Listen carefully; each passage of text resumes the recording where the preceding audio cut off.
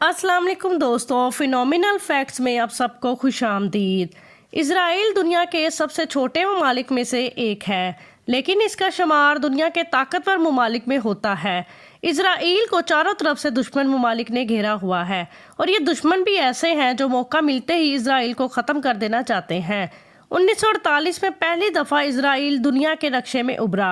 Israeli लोगों के बारे में कहा जाता है कि ये अपने मुल्क से बहुत मोहब्बत करते हैं और यही वजह है कि आज इसराइल अरब ममालिक की आंखों में आंखें डालकर बात करता है। दोस्तों, आज की वीडियो में हम आपको ऐसे हैरत अंगेज फैक्ट्स बताएंगे जिसके बारे में जानकर यकीनन आप लोग दंग रह जाएंगे।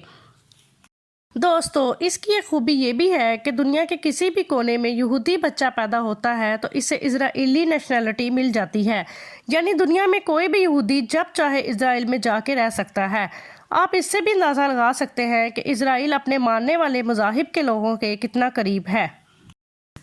इसराइल एक दहशतगर्द मुल्क है। इसराइल का माहौल दरअसल खालिस जंगी बुनियादों पर कायम किया गया, जिसमें हर नौजवान को मैट्रिक के बाद 2 सालों के लिए फ़ौजी मुलाजमत करनी होती है और इन 2 सालों में इसे मुसलमानों के ख़िलाफ़ लड़ने, इन पर फतह हासिल करने और मसीहा की आमद तक इसराइल को मजबूत बनाने के जज्बात से इस कदर भर दिया जाता है कि वह सारी ज़िंदगी यही ख्वाब देखता है कि वो वक्त कब आएगा जब वो फ़ौज का हिस्सा होगा और उर्दान, मिस्र, इराक, शाम, सऊदी अरब में आबाद मुसलमानों का खात्मा करते हुए एक आलमी यहूदी हुकूमत के क़याम का मंजर अपनी आंखों से देखेगा।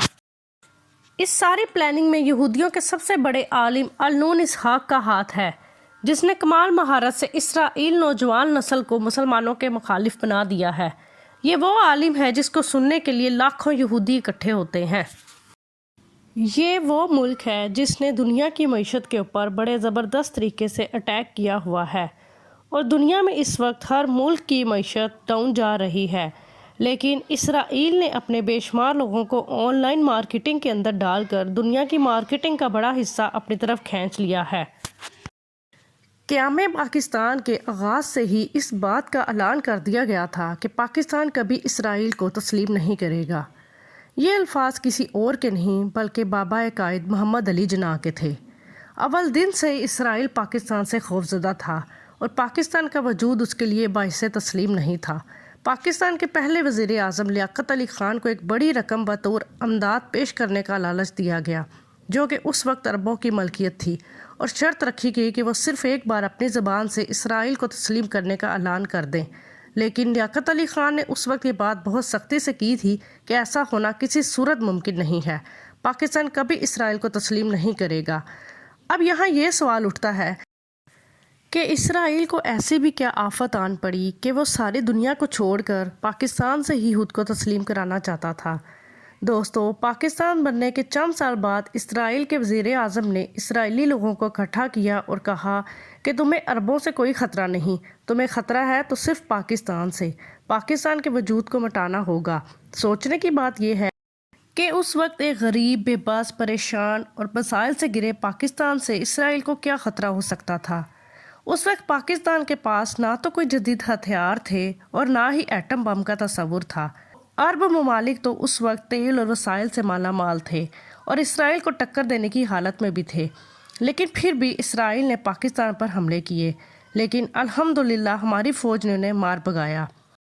दरअसल ये एक शैतानी मज़हब है और इस पर अल्लाह की लानत है।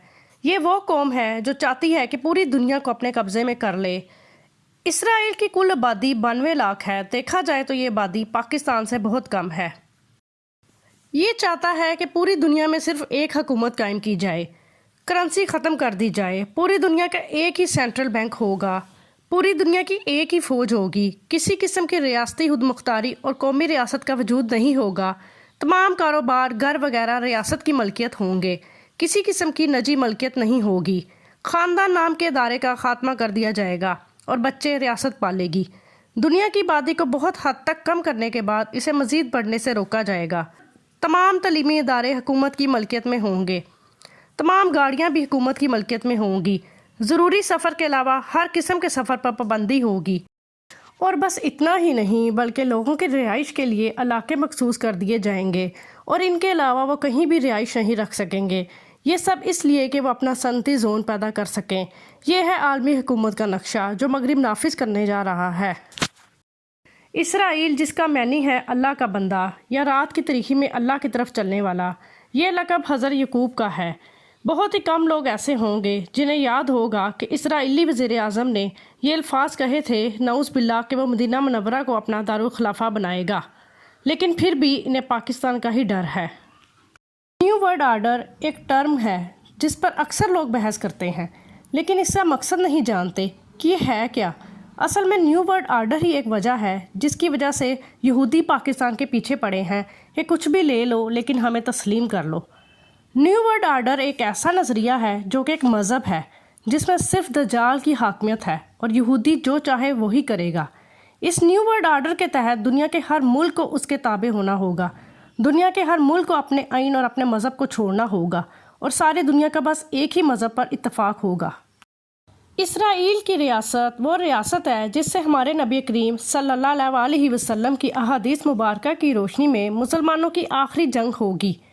اس جنگ کے لیے وہ مجاہدین اور فوجیں جائیں گی جو مشرق سے ہندوستان کو فتح کر چکی ہوں گی۔ یہاں سے یہ فوجیں حضرت عیسیٰ کی مدد کے لیے روانہ ہوں گی۔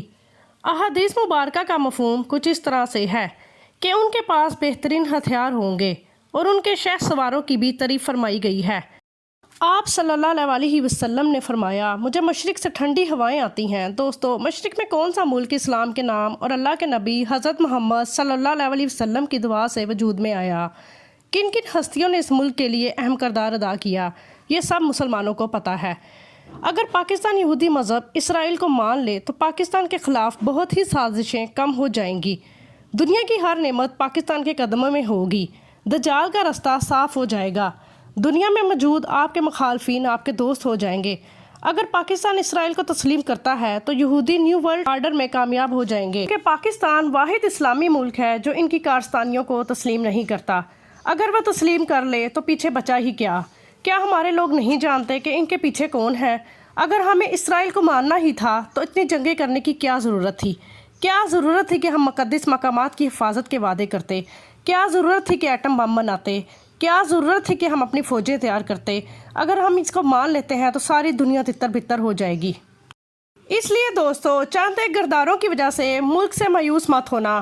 یہ فوج، حکومت اور افواج میں اختلافات پیدا کرنے کے منتشر ہیں۔ اللہ پاک پاکستان کی حفاظت فرمائے اور اسے دشمن کی گندی نظر سے محفوظ رکھے۔ آمین ثم آمین۔ اگر ویڈیو پسند آئے تو اسے لائک اور سبسکرائب کریں اور اسے زیادہ سے زیادہ شیئر کریں تاکہ لوگوں تک یہ حقیقت جا سکے۔ ملتے ہیں نیکسٹ ویڈیو میں، تب تک کے لیے اللہ حافظ، اپنا خیال رکھیے گا۔